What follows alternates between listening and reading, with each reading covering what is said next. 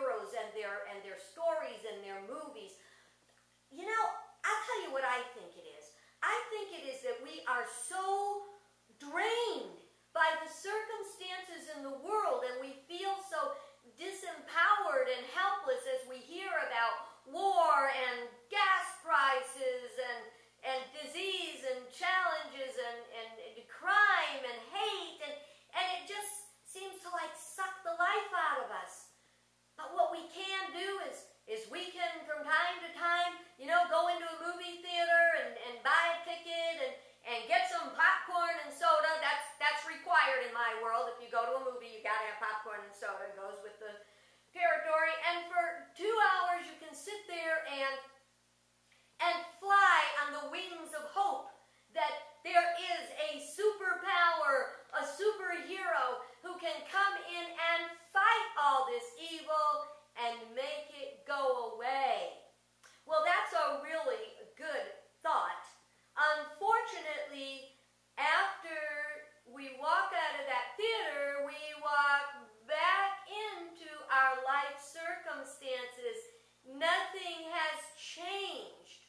Many of us are still looking for superheroes to come and get us and save us. In the religious community, we are waiting for Jesus to come back, aren't we?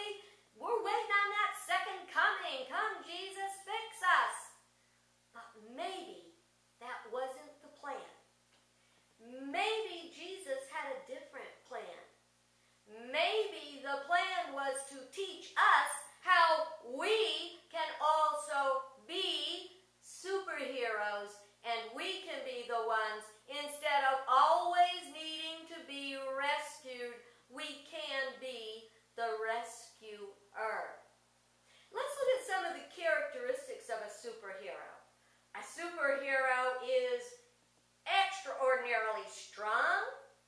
They very often have fascinating superpowers and gifts. They have integrity. They're willing to stand for what is right. They are brave and courageous. Well, so far that still fits Jesus for me, you know. Jesus Christ, superhero, not just superstar, but superhero not as one who's going to swoop in and fix it for us, but the one who taught us how to fix it ourselves. To not be the rescued and to become the rescuer. Jesus said, I give you peace and I send you as the Father has sent me. He taught us, He showed us, He proved it, and He sent us. We just didn't go. At least not most of us. We took on a victim or helpless or disempowered consciousness. And I would like you to shed that and to become the superhero that you already are in potential. Well, what makes a superhero? How did we get to be superheroes? Most of the superheroes became superheroes through a traumatic event. For example, Bruce Wayne was a little 10-year-old boy and his parents were murdered through crime, in a crime zone. And so he made that decision right then and there that he was going to give his life to fighting crime.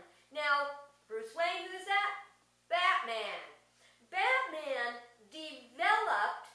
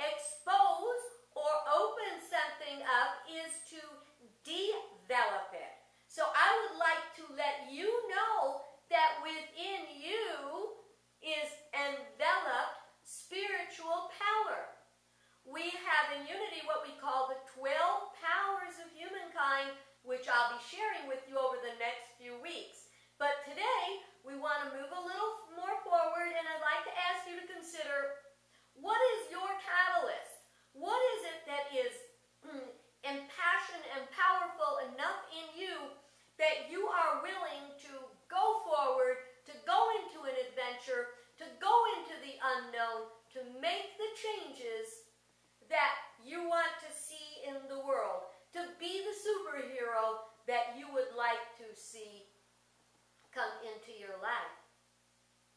Let's take another look now. Let's ask what else superheroes have. They got superpowers and integrity and all that kind of thing. They also have spiffy costumes. Most of them have very spiffy costumes. That's where we have to say with Jesus, did he have a spiffy costume? Well, no, because Jesus does some things differently. Jesus, the spiffy divinity that we all have, this wonderful, shining, sparkling Christ, he enthroned in a human body. So his superhuman costume was human. Why? To me, it was so he could teach humans, look, human, I can do this. You can do this too. Let me show you how. So I think that was his costume. Now, superheroes also had alter egos. Now, alter egos were the part that looked like a normal human being.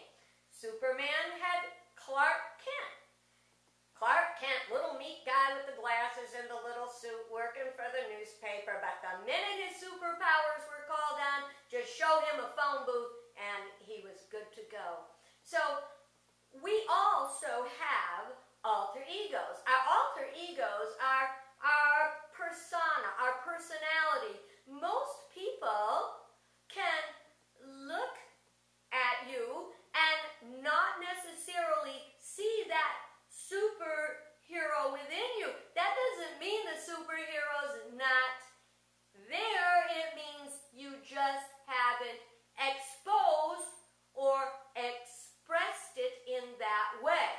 And a true superhero, it doesn't matter whether anybody knows there's a superhero.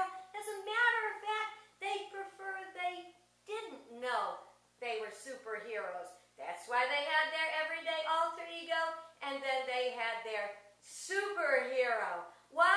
If the superheroes went around in their costumes, they'd never get anything done. People be hanging on it.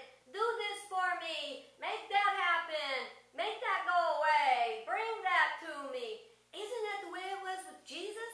I mean, I think that Jesus had to leave planet Earth. Because if he didn't leave planet Earth, and remember, Jesus taught life is eternal, therefore, he could be physically with us right here, right now.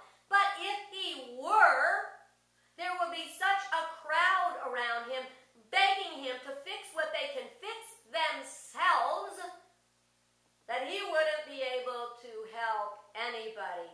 Sometimes we help people more by taking off the training wheels and giving them a push. Remember those days when the training wheels came off? Today, I would like to invite you to take off your own training wheels, to know that within you is a superhero, that you were born to be a superhero, and that you, yes, you can change your world. How can you change your world? You're going to change your world by empowering yourself and changing your own life. You know, there is powerful scriptural support for this. Think of these words from 2 Timothy chapter 1, verse 7. For God did not give us a spirit of timidity, but a spirit of power and love and self-control. You have that, don't you? Think about it. Within you, a spirit, an energy of power, of love, and self-control. Those are the powers I want you to think about and work on this week. Power, love, self-control. And then consider this other scripture. From John 15:15. No longer do I call you servants, for the servant does not know what his master is doing.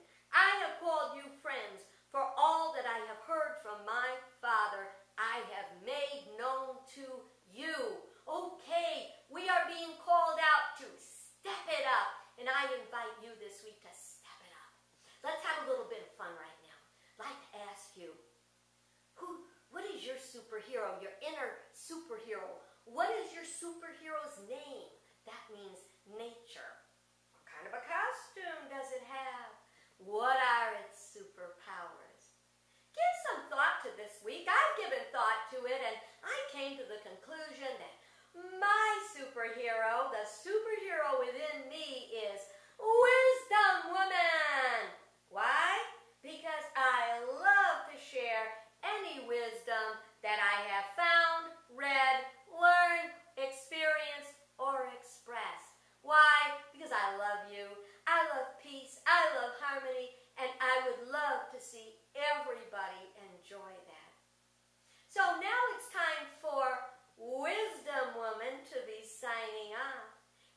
reminding you that the light of God surrounds you, the love of God enfolds you, the power of God protects you, and the presence of God watches over you.